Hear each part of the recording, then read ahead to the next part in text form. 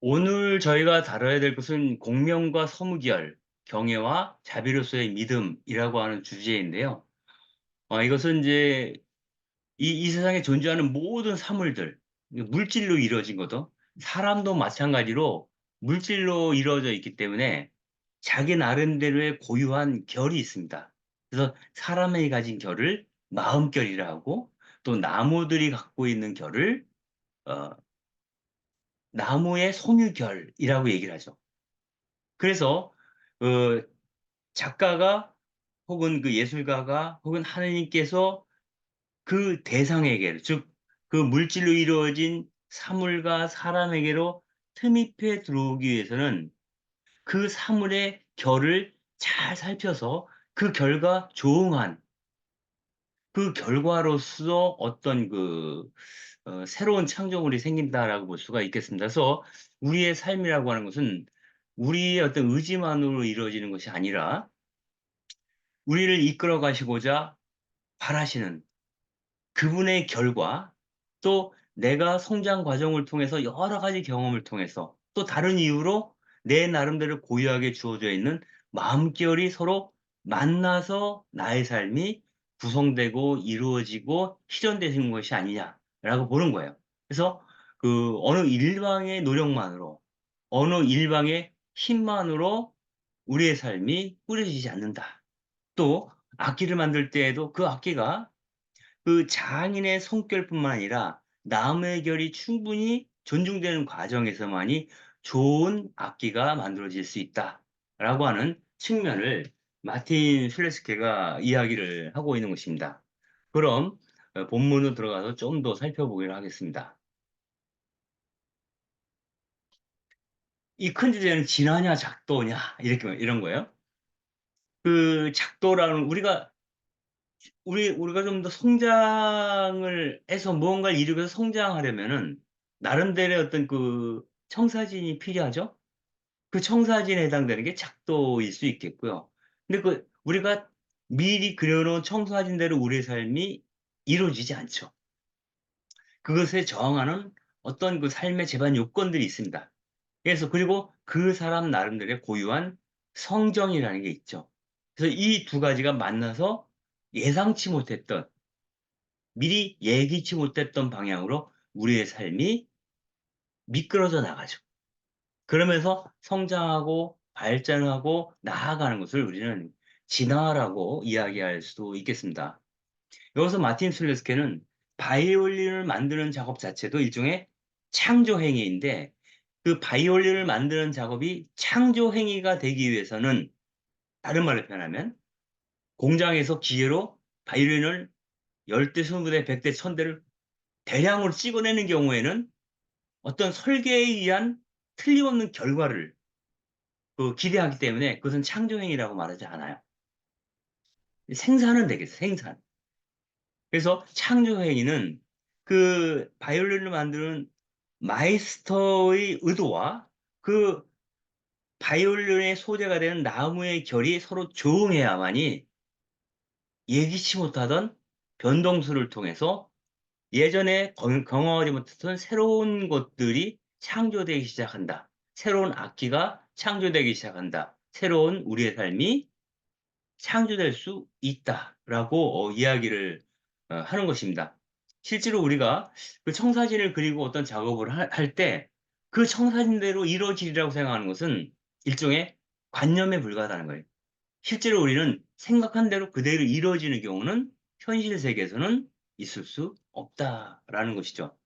그래서 그럼에도 불구하고 자기가 의도했던 것, 자신의 청사진, 10년은 어떻게 되고, 20년은 어떻게 되고, 30년은 어떻게 되고, 자기 어떤 나름대로의 어떤 그 타임 스케줄에 따라서 자기 어떤 생애를 설정한다 해도 그렇게 이루어지지 않고, 그렇게 이루어지지 않음에도 불구하고 그것을 강요한다고 했을 때, 일종의 그 삶이 나의 어떤 내가 미리 그려놓은 청사진이 나에게 억압적으로 작용할 수 있어요. 그래서 내 자신이 스스로 자기 실현을 이루기 위해서 청사진을 그린 것이 오히려 자기를 망가뜨리는 결과를 낳을 수가 있겠죠. 그것은 내 성정을 거슬러서 이루어지는 일이기 때문에 그렇다는 거죠. 내 성정과 조응에서 이루어져야만이 우리의 자유를 담보로 한 창조 행위가 이루어지죠. 만약에 우리의 자유를 담보로 하지 않은 창조 행위라고 한다면 그것은 강제노동에 불과해요. 그래서 이렇게 얘기하죠. 내가 사는 게 아니라 어쩔 수 없이, 그러니까 너무 기쁘게 자기 삶을 사는 게 아니라 어쩔 수 없이 살아야 하는 어떤 상황에 봉착하게 되는 거죠. 그래서 그 어떤 창조 행위를 나올 때 그 창조 행위를 가하는 것을 우리는 노동이라고 보통 얘기하는데, 특히 카톨릭 사회교리라든가 이런 교회 가르침에서는 그 노동을 두 가지 언어로 써요. 하나는 말 그대로 창조적 노동이 있고요. 또 하나는 노역이 있습니다. 창조적 노동은 그 일을 하는 게 내가 너무 기쁘고 그 일을 하는 것 자체가 일종의 나의 어떤 자기 실현의 방도가 됩니다. 그런데 노역은 어떤 강압에 의해서 아니면 먹고 살기 위해서 하기 싫은 일을 억지로라도 해야만 하는 거예요. 즉, 이 삶은 내가 향유하는 것이 아니라 삶이라는 것은 견디어야 하는 것이다라고 말하기 시작할 때 그것은 창조적 노동이 아니라 일종의 노역이 될 것이다. 이렇게 얘기해 볼 수가 있겠습니다. 그리고 우리가 교회 생활할 때도 그 하나님께 복종하고 순종적인 삶을 산다고 하는 것이 단순하게 교회가 정한 규칙에 따라서만 살아야 한다라는 것, 그런 것을 의식될 때 그 종교는 나에게 억압적 기제로 작용을 하죠. 그것을 마틴 슐레스케는 그건 일종의 우리에게 기쁨을 주는 것이 아니라 신앙생활이 우리에게 기쁨을 주어야 하는데 그 기쁨 대신에 일종의 걸림돌, 장애물, 저주처럼 우리에게 다가올 수 있다라고 하는 겁니다. 그래서 정말 그 의미 있는 창조적 삶, 혹은 창조적 신앙, 믿음이라고 하는 것은 하느님과 대화하면서 그 대화 가운데 충분히 하느님에 대한 우리의 발언권을 갖는 태도를 얘기해요. 즉 이런 거죠. 가끔 기도를 하면서 주님이 들으면 좀 주님께서 언짢아하실지 모르겠지만 저는 당신에 대해서 이렇게 생각해요라고 이제 뭐 의문을 제기할 수 있어요. 아니면 그분께 당신이 살아계신 존재라면 세상이 이래도 됩니까? 왜 내 삶이 이렇습니까? 라고 질문할 수 있어야 돼요. 그 질문이 봉쇄될 때, 또 그 단어가 떠오르네. 입틀막이 되는 거죠. 하느님께서 너는 셔터마우스 해. 내가 생각하는 대로 따라해. 라고 말하는 순간 종교는 일종의 나에게 엄청난 어, 억압적인 어떤 요소로 작용을 하게 되고 내 삶을 죽이는 거죠. 이것은 우리가 생명의 하느님이라고 얘기하는 우리의 견해와 상충합니다. 그래서 그 종교를 바라볼 때 그 신앙인 자신이 어떤 자기 나름대로 고유한 삶의 질, 혹은 내 마음 결, 내 의도, 또 내 의향, 내 의식, 나의 마음, 내 생각, 이런 것들이 충분히 하나님과 교제하면서 서로 이야기를 주고받으면서 어떤 그 합의점을 찾아나가는 과정, 이게 언어로 되는 건 아니겠지만 서로 조응해 나가는 과정에서야말로 우리가 원하는 그런 어떤 그 고유한 신앙 혹은 창조적 기쁨을 낳는 신앙이 가능할 것이다. 이렇게 생각해 볼 수가 있겠습니다.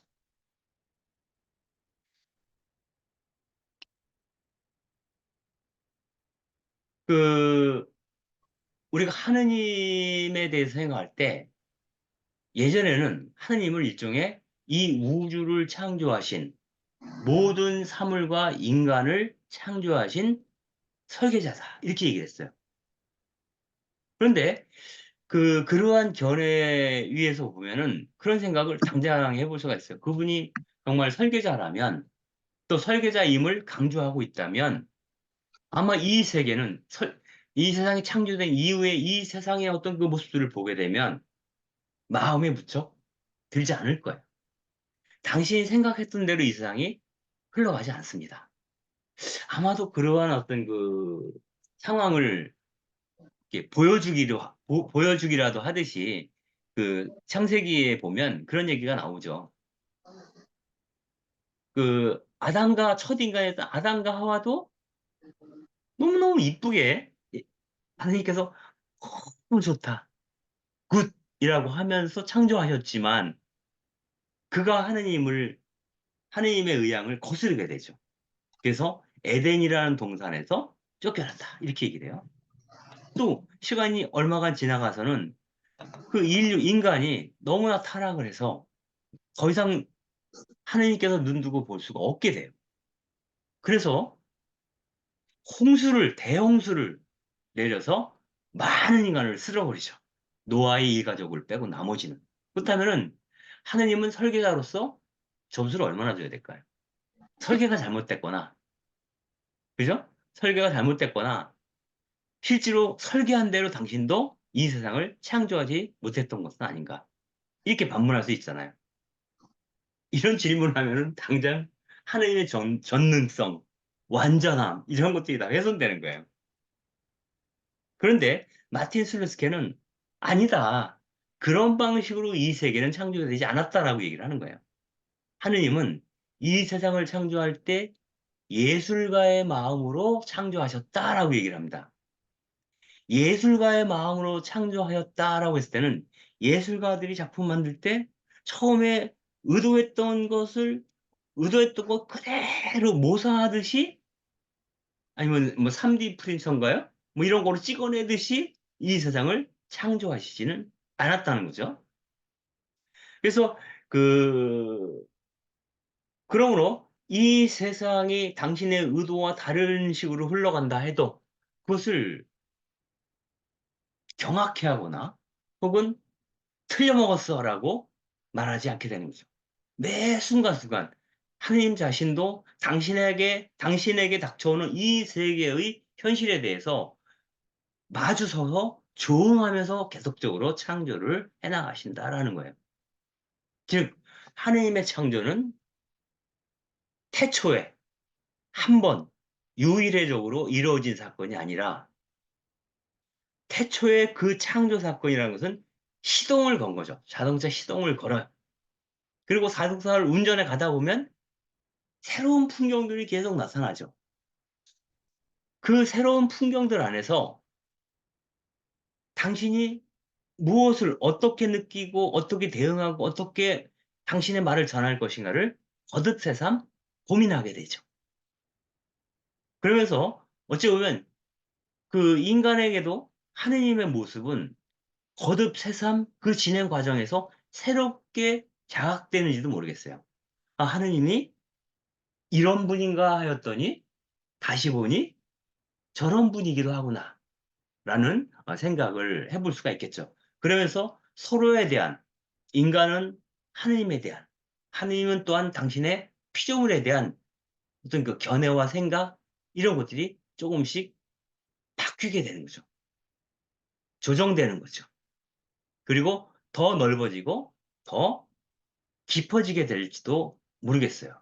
그래서 고대인들이 생각했던 하느님의 표상과 현대인들이 생각하는 하느님의 표상은 어찌 보면 더 깊어지고 더 넓어지는 방향으로 가고 있는 것은 아닌가? 그것은 하느님과 인간의 조음으로 인하여 가능한 것은 아닌가? 하느님이 열린 태도로 이 세상을 태초에 이어서 거듭새삼 지금도 그 창조 행위를 계속하고 있는 것은 아닌가? 그리고 그 창조 행위의 협력자로서 인간과 다른 피조물들을 선택하고 있는 것은 아닌가? 또 그 중에 하나가 바로 나는 아닌가? 나야말로 그분의 예술 활동에 조응하는 협력자로서 이 지상을 살아가고 있는 것은 아닌가 하는 생각을 해볼 수가 있습니다. 그런 측면에서 보면 또 마틴 슬레스케는 이렇게도 얘기를 하죠. 그 우리 모두는 이미 이 창조된 모든 사물과 사람들은 어찌 보면 어떤 그 배우로서 어떤 역할을 부여받아서 그 연기를 하고 있는 건지도 모르겠다. 아니면 사진 작가가 찍는 특정한 어떤 그 사진일 수도 있겠다. 아니면 어떤 작가가 그리는 그림일 수도 있겠다. 그림도 그렇고 사진도 그렇고 사진도 있는 거 그대로 찍히는 것 같지만 어떠한 그 뭐랄까요?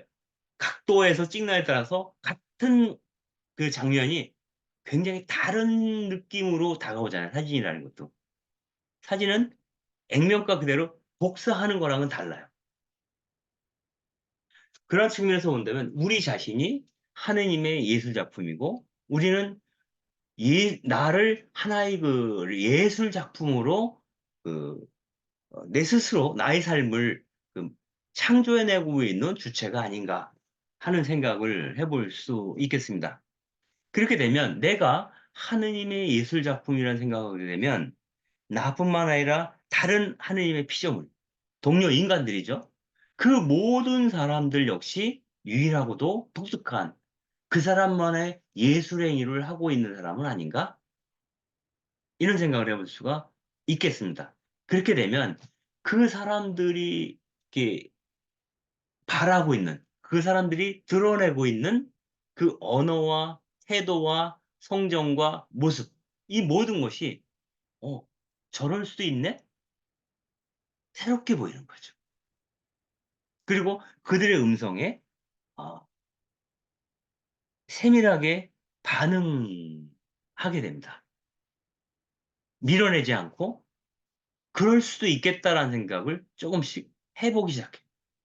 나뿐만 아니라 하느님의 작품이라고 할 수 있는 그 이 모든 세계가 나에게 주는 특별한 어떤 의미가 있을 거다라는 생각을 해볼 수가 있습니다. 내가 살면서 정말 나에게 심대한 피해를 미치는, 나를 압박하는, 나를 고통스럽게 하는, 나를 슬프게 하는 그런 사람을 만나더라도 저 사람은 내 인생 작품에서 어떤 그 조연을 맡고 있는 사람이 아닌가라고 생각할 수 있어요. 그렇게 되면 그 사람에 대한 미움을 발전시키는 게 아니라 그 사람에 대한 내 마음의 연민을 발동시키게 되기도 하죠. 끊어내야 될 누구가 아니라 내가 돌보아야 할 그 누구가 될 수도 있겠다.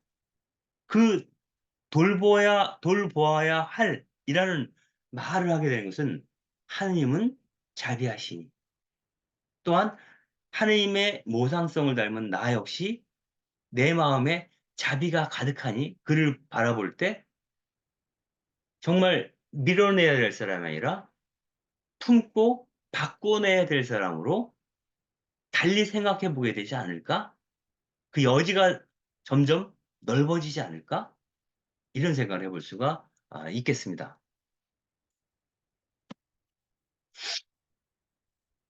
그 우리 모두가 어떤 그 결을 갖고 있다고 얘기할 때는 그것이 직선이 아니라는 것과 상관이 있습니다.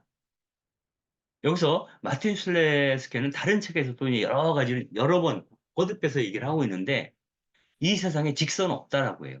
여러분들이 밖에 나가서 볼 수 있는 자연 사물들을 보세요. 아파트 건물을 빼고는 인간이 만든 인공물을 빼고는 직선이 없습니다. 우리가 보는 수평선마저도 일직선 같지만 미세하게 가까이 보면 일직선일 수가 없죠. 왜? 수면 위는 계속 파동을 일으키고 있죠. 수면 위가. 일직선이 아니에요. 멀리서 보니까 일직선처럼 다만 보일 뿐이죠. 하느님의 피조물에는 직선이 없다는 거예요. 우리 모든 오장육부 장기들 중에 직선으로 이루어진 게 있나요? 없어요. 그래서 직선이 아니라 곡선이라고 하는 것은 뭐냐면 유동적이라는 거예요. 확정되어 있지 않다는 거예요. 고정되어 있지 않다는 거예요. 자연 사물의 하나인 나도 그렇고 나 밖에 있는 모든 피조물이 확정적이지 않다. 그렇게 되면 그를 바라보는 나의 시선이 좀 더 거리를 유지할 수 있게 되고 어떤 그 뭐 빈칸이란 블랭크 빈칸을 좀 마련해 놓을 수 있어. 그와 나 사이에 아직 단정짓지 않은 어떤 영역. 넌 이런 놈이야라고 단정짓지 않은 채 남겨둘 수 있는 여지가 넓어지게 돼. 우리는 이 세상을 모든 이치를 다 깨달은 사람처럼 직선적으로 걸어가거나 직선적으로 진화하지 않아요. 진화라는 것 자체가 직선이 아니에요. 상호관계를 통해서 꿀렁거리면서, 꿀떡거리면서 가는 거예요. 더듬거리면서 가는 거죠. 흔들리면서 피는 꽃이죠.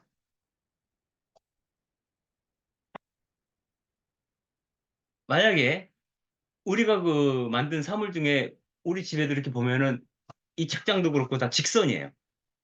직선인데, 이 세계에는 곡선만이 아니라 직선도 있어요. 하느님이 창조한 자연 사물을 빼면, 사람이 만든 것 중에서는. 그럼 이렇게 생각해 볼 수 있어요. 하느님은 직선을 볼 능력이 없는가? 이렇게 물어볼 수 있어요. 그러나 그 하느님의 성정이라고 하는 것은 직선을 선호하지 않는다. 이렇게 말할 수 있어요. 어떻게 보면 직선은 우리의 편의에 따라서 어, 창조해낸 또 하나는 창조물일 수도 있겠죠. 어떻게 보면. 그래서 어찌 보면 우리 인생에서는 그 직선과 곡선이 적절히 어우러질 때 좀 더 조화롭고 편리하면서도 아름다운 것이 나올 수도 있겠죠. 그래서 직선에게조차도 마음을 열 수 있는 마음, 직선에게도 여지를 줄 수 있는 마음, 아마 그것이 하느님의 창조 안에 깃든 그 태도 혹은 그 마음이 아닐까 하는 생각을 해볼 수도 있겠습니다. 그래서 너무 살면서 휘청거리더라도 원래 그런 거야 이렇게 생각하고 가도 괜찮을 것 같아요. 원래 그런 거예요, 사실은. 직선이 어디 있어요, 우리 삶에. 마음대로 되나요? 안 돼요. 아유, 자식 키우는 것도 마음대로 안 되죠. 부부관계 처음에 연애할 때 얼마 줬습니까? 근데 결혼하다 보면 오락내리락 하잖아요, 그것도. 그러니까 그 직선 없어요. 확정적인 건 없다, 우리 인생에. 끝없는 예술활동, 끝없는 창조활동의 일환이 곧 우리 인생이다. 이런 생각을 해볼 수 있겠습니다. 여기서 그 재미난 얘기를 마틴 스르스케가 해요. 그 뭐냐면 포르티시모와 피아니시모라는 말을 통해, 포르티시모는 점점 세게잖아요. 근데 이 얘기를 하는 거예요. 점점 세게, 점점 크게 부르는 거죠. 노래를 점점 크게. 근데 점점 크게는 이 소리를 무한정 크게 할 수 없다는 거예요. 왜냐하면 어느 이상 소리가 커지면 어떻게 돼요? 듣는 우리의 고막이 터져버리겠죠. 그래서 우리가 견딜 수 있는 그 고통을 느끼지 않고 들을 수 있는 소리의 한계가 정해져 있다. 그래서 그 안에서만 우리는 소리를 포르티시모 할 수 있다라는 거예요. 그런데 재미난 것은 이것은 하나님의 창조의 법칙이죠. 근데 재미난 거는 피아니시모, 점점 약하게, 점점 작게, 에는 제한이 없다.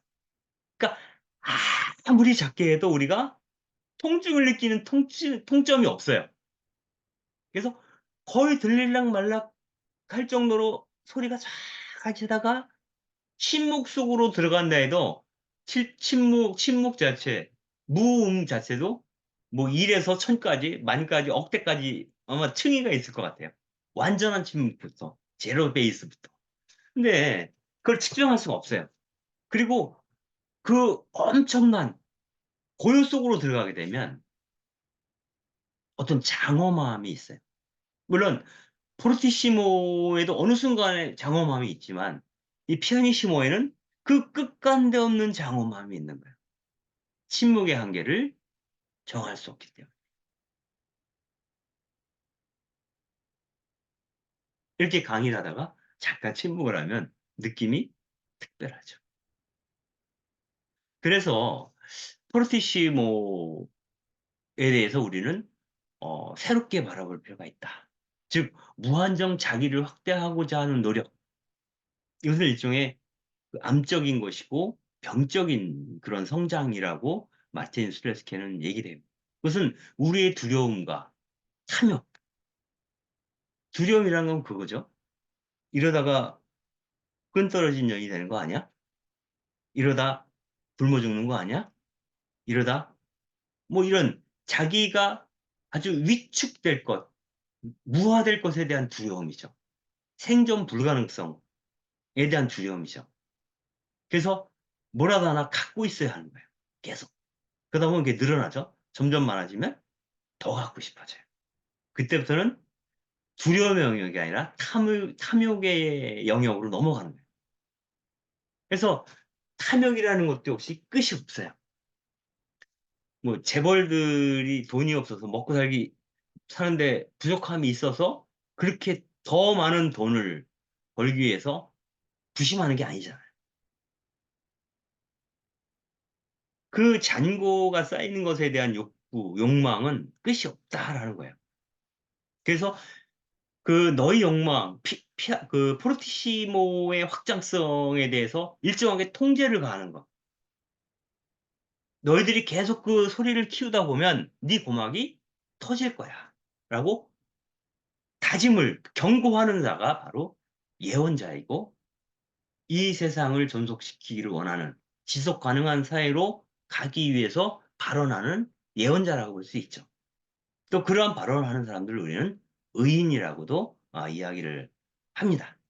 그래서 무한정 확대되는 것을 경계하고 그리고 그 가장 낮은 곳으로 가장 깊은 곳으로 가장 작게 소리 없이 우리의 모든 존재를 담아주는 그릇의 역할, 그 바닥의 역할을 우리가 환기시키는 그러한 역할을 하는 사람들 역시 의로운 자, 하느님 앞에 믿음직한 자, 하느님의 사랑을 듬뿍 받을 만한 자의 태도라고 볼 수가 있겠습니다.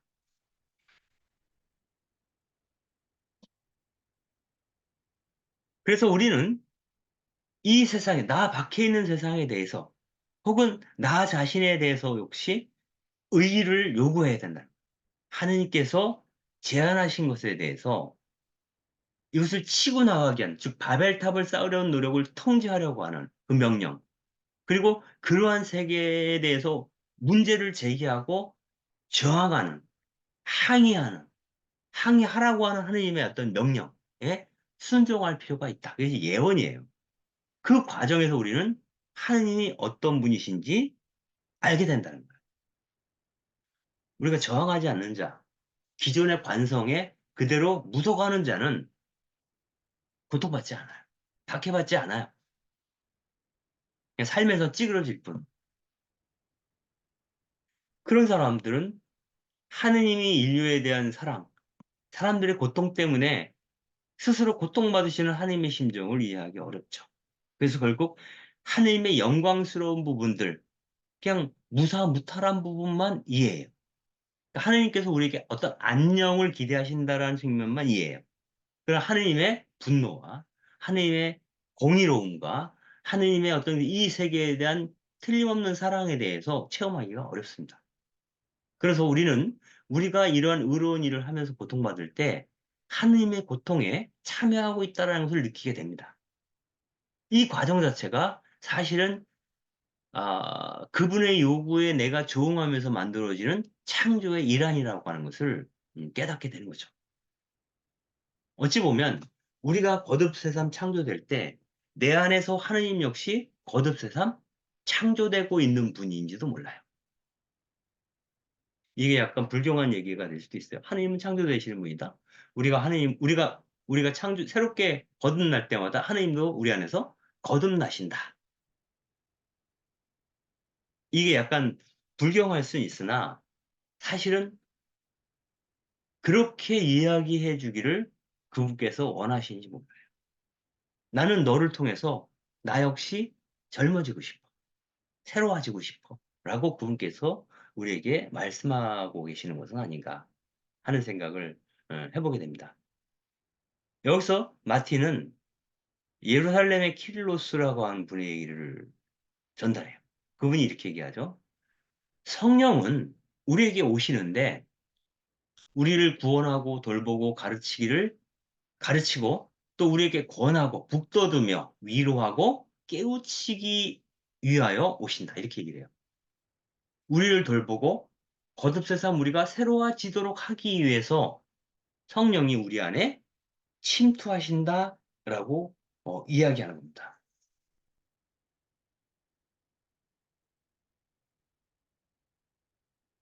이 말은 성령이라고 하는 분이 창조의 영이신 것 같다는 생각을 해요. 창조의 영.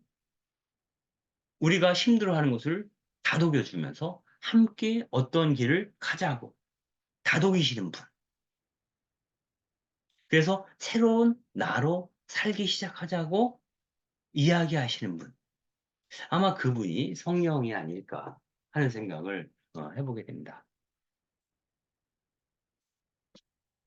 그 자기 내면에서 나를 다독거리면서 나를 안내하고자 하는, 나를 도우면서 나를 감싸 안으면서도 나를 들어 올리고자 하는, 하느님께 현양하고자 하는 그 분을 우리는 성령이라고 하는데, 이것을 다른 말로 표현하면 우리 내면에 있는 스승이라고 볼 수도 있죠. 그리스도인으로서 1차적으로는 그 스승이 예수 그리스도라고 이야기해도 좋을 것 같습니다. 그것은 요한복음서에 그 얘기가 나오죠. 예수님께서 그 최후의 만찬 당시에 식사를 하시기 전에 세종례, 발을 씻어주는 예식을 했다라고 요한복음서는 전하고 있어요. 그때 제자들의 발을 씻어주시고 나서 예수님께서 이렇게 얘기를 하죠. 너희는 나를 스승님 혹은 주님이라고 부른다. 너희들이 그렇게 나를 부르는 것은 틀린 말이 아니다. 그러니 너희들이 정작 나를 주님이라고 고백하고 있고, 내가 너희들의 삶의 주인이라고 생각한다면, 또 내가 너희의 스승이라고 생각한다면, 내가 너희들의 발을 씻어준 것처럼 너희도 서로 발을 씻어줘. 그러니까 어떻게 보면 예수님께서는 우리보다 한 걸음, 딱 한 걸음 앞서가신 분이지, 오늘. 10걸음, 20걸음, 100걸음이 아니라 딱 한 걸음. 그래서 그분을 보면서 한 걸음 우리가 앞으로 내디딜 준비를 해야 되는 것이고, 그러고자 마음 먹는 사람들이 바로 그리스도인이다. 라고 이야기할 수도 있겠습니다. 사실 우리를 가장 잘 아시는 분, 내 머리카락 하나도 헤아리시는 분, 그분이 하느님이시잖아요. 그리고 그분의 육화된 존재가 예수 그리스도이시죠. 그래서 우리는 하느님께 대한 깊은 신뢰가 있어야만이 한 걸음 먼저 가고 계시는 그분의 뒤를 따라서 걸을 수 있게 돼요. 존 헨리 뉴먼 경이죠. 존 헨리 뉴먼 경이라고 보통 부르는데, 헨리 뉴먼 추기경이 있어요. 아마 이분이 그 옥스퍼드 운동을 주도하셨던 성인으로 알고 있는데, 이분이 그렇게 얘기를 해요. 그분과 나와의 어떤 신뢰, 그 신뢰관계가 형성되고 있다면, 그 신뢰라는 것은 그분이 스승으로서 나를 이끌어갈 내면의 교사로서 가장 탁월하다고 하는 믿음이에요. 그 믿음이 있으면 그분이 원하시는 방향에 대해서 우리가 숙고하게 되죠. 숙고하고 한 걸음씩 조금씩 더디지만 찬찬히 걸어가게 되죠. 이분이 이렇게 얘기를 해요. 나의 하느님, 당신만이 모든 것을 알고 계십니다. 당신은 내게 가장 좋은 것이 무엇인지 알고 있습니다. 당신은 나보다 나를 더 사랑하셨다는 것을 나는 알고 있습니다. 나보다 내가 나를 사랑하는 것보다 그분이 나를 더 사랑한다. 그 길에서 당신 앞에 앞서려고 하지 않고 당신 한 걸음 뒤에서 당신을 따라 걷기로 마음먹겠습니다. 그러다가 어느 날 내가 혼란 속에 빠진다 해도, 어둠 속에 놓여 있는 상태를 알게 된다 할지라도 초조해하거나 안달복달하지 않겠습니다. 또 불행이나 두려움이 올려와도 탄식하거나 왜 이러면서 이제 성내지 않겠습니다. 그분이 나를 이러한 상황에 놓이게 하신 것은 어떤 의미가 있을 것이고, 그 의미 안에서 내가 좀 더 성장할 수 있는 기회를 우리에게 주고자 하시는 분. 왜냐하면 그분은 내가 나를 사랑하는 것보다 나를 더 사랑하는 분이므로, 그분께서는 나에게 먹지 못할 음식을 주거나 전가를 내 손에 쥐어주지는 않을 것이라고 나는 믿고 있기 때문에 이런 얘기를 합니다. 그분은 이런 분이라는 거예요. 우리가 흠결 없는 삶을 살기는 어렵죠. 살다 보면 어려움에 닥칠 때도 있고, 판단을 잘못할 수도 있고, 실수를 할 수도 있어요. 그리고 의도치 않게 죄를 지을 수도 있어요. 때로는 욕망에 끄달려 갈 수도 있어요. 더 심하게는. 우리는 교회에서 뭐 소죄, 대죄 이렇게 나눠서 얘기를 하는데 어쨌거나 우리는 어떤 작은 죄이든 큰 죄이든 우리의 어떤 영혼이 얼룩지는 건 마찬가지죠. 그때에도 그 흠이 보일 때에도 그분께서는 이렇게 말씀하신다는 거예요. 흠이 없지는 않군. 하지만 그 안에 뭔가 있어. 그 뭔가가 뭘까요? 두 가지를 생각할 수 있어요. 하나는 저 사람은 지금 보여주는 모습이 흠이 많지만 저 안에는 나의 모상성, 하느님의 이미지가 담겨 있지. 그리고 그렇기 때문에 저 사람 안에는 아주 선한 의지가 여전히 있을 거야. 그 선한 의지는 그 무엇도 완전히 빼앗아 갈 수 없을 거야. 라고 기다려줄 수 있다는 거예요.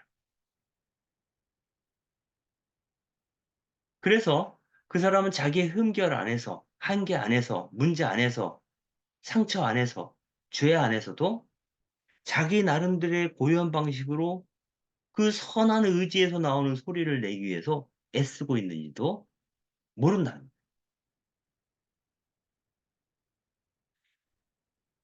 그리고 정말 그 하느님의 피조물로서 건강한 사람이라면 그런 거죠.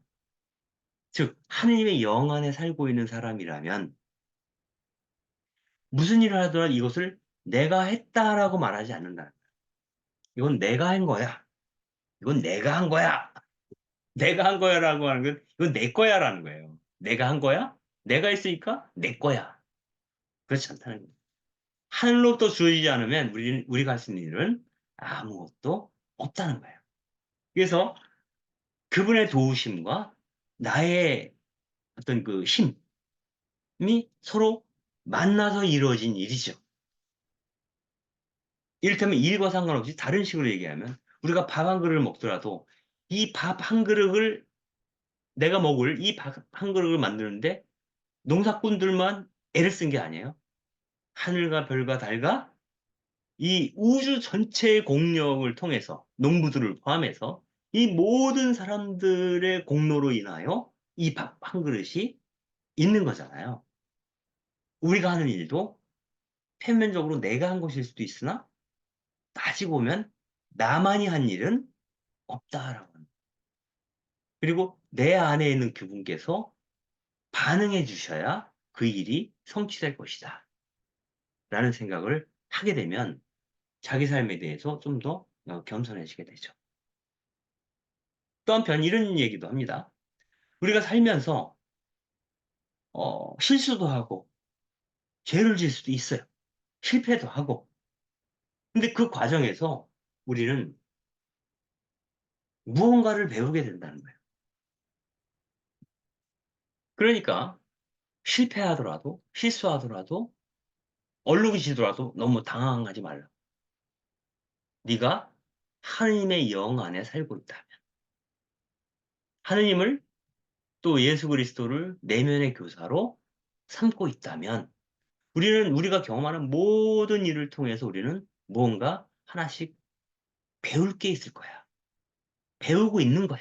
라고 이야기한다는 것이죠. 이것은 바로 하느님께서 나한테 아주 좋은 것을 주시고 또 그 좋은 것을 주실 수 있다는 것을 내가 믿기 때문에 가능한 태도다. 라고 이야기할 수도 있겠습니다. 그 사무엘 일서 사무엘 상권을 보게 되면 이런 얘기가 나오죠. 그러니까 이거는 사무엘이 이, 이 다윗을 왕으로 그 식별할 때 그 이세의 가문에 가서 그 아들들을 쫙 보지 않습니까? 근데 마침 그 자리에 다윗은 없었잖아요. 근데 마지막으로 다윗을 보게 되죠. 근데 아무튼 그 과정에서 이제 어떤 사람이 그 왕이 될 만한 인물인가라는 것을 식별할 때 이런 얘기를 해요. 겉모습이나 키 큰 것만 보아서는 안 된다. 하나님께서 하시는 거예요. 하나님께서 말씀하시는 거죠. 사무엘에게. 겉모습이나 키가 큰, 겉모습이 훤칠하고 키가 큰지, 장수가 될 만한지, 이런 걸 보지 말라는 거예요. 그런 사람들은 나는 중요하게 생각하지 않는다. 나는 너희들처럼 그렇게 사람을 보지 않는다. 사람들은 눈에 보이는 대로 그 사람을 보지만 주님께서는 무엇을 본다? 그 사람의 속마음을 본다. 그래서 우리가 보여주는 모습 너머에 있는 그 심중에 있는 이 내 마음, 다른 말로 표현하면 무슨 일을 할 때 동기가 될 수 있겠죠. 선한 의지, 이 부분을 보시는 분이 바로 하나님이시다라는 얘기를 하고 있습니다. 이것은 이러한 태도로 가는 것은 하나님 그분에 대한 어떤 그 전적인 신뢰, 그 신뢰 안에서만 가능한 거고, 그 신뢰 안에서만 제대로 된 의미의 창조가 발생한다라고 볼 수도 있겠습니다.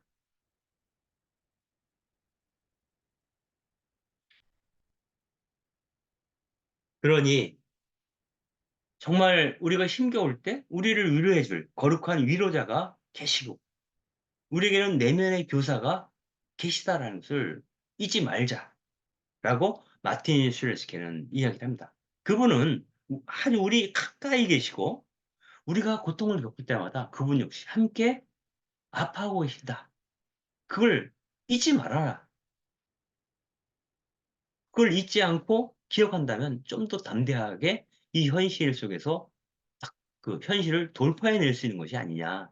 그런 얘기를 하고 있는 거죠. 그래서 하나님이 우리에게 베푸시는 그 키스를 거절하지 말고 받으라. 이 얘기랑 관련해서 그 돌아온 탕자 얘기를 마틴 슬레스키는 합니다. 그 뭐냐면 그 아버지 유산을 받아서 객지에 나가서 돈을 탕진하고 돌아온 아들이죠. 그 아들을 동구 밖에 들어서는 그 아들을 바라보고 아버지가 달려가죠. 달려가서 그를 끌어안죠. 거기서 루카복음에 이렇게 써져 있어요. 아버지가 그를 보고 가엾은 마음이 들었다. 그리고 달려가 아들의 목을 껴안고 입을 맞추었다. 근데 이 아버지가 이 아들의 입을 맞추게 된 것은 아들이 탕자였다가 회개를 하고 돌아왔기 때문에 입을 맞춘 게 아니라는 거예요. 탕자는 그때까지 그 아들은 아무 말도 하지 않았어요. 거짓걸로 왔어요. 근데 그가 아들임을 알아보고 끌어안은 거죠. 아들이라는 이유만으로 그가 그럴듯한 일을 해서 입을 입맞춤을 받은 것이 아니라고 하는 거죠. 오히려 하느님께서 아니면 아버지가 그 아들의 입맞춤을 했을 때 그 아들이 그동안 잊고 있었던 삶의 위로를 느끼게 되고 어떤 영원성을 발견했다면서. 즉, 그것은 뭐냐면 아버지께서 나를 얼마나 사랑하시는지를 처음 깨달은 거예요. 나에게 묻지 않고 키스를 해주었을 때.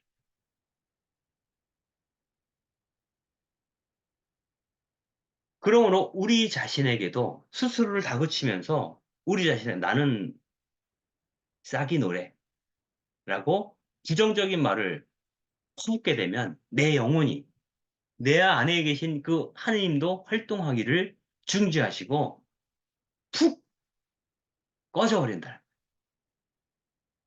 내가 내 안에 있는 그 하느님이 생동감 있게 움직이게 하시려면 나를 칭찬해. 나에게 부정적인 말을 할 필요가 없어요. 내가 지금 흠결이 많으나 다시 시작할 수 있어. 왜? 나에겐 위로자가 계시고 내 삶을 이끌어가는 교사가 있음을 나는 믿으니까. 그래서 나 자신에게 거룩한 말을 해주라는 거죠. 나는 하느님 창조 사업의 동역자라. 그분과 함께 손을 잡고 내 인생을 디자인하고 걸어가고 있다라. 그래서 내 삶의 산파가 나라고. 그리고 이 산파의 곁에는 위로자이며 내면의 교사가 늘 옆에 있어서 어드바이스를 해줄 수 있겠죠. 내가 실수하면 그분이 내 손을 잡아줄 수 있겠죠. 그 순간에. 그렇게 할 때 우리는 새로운 인간으로 태어날 수 있다. 새롭게 내 자신의 삶을 창조할 수 있다. 그래서 내 삶이 하나의 하느님의 자랑스러운 예술 작품이 될 수 있겠다. 라고 생각하라고 마틴 술레스케는 우리에게 제안을 하고 있습니다. 오늘 얘기는 여기까지이고요. 이제 여러분들하고 이런저런 얘기를 나누도록 하겠습니다.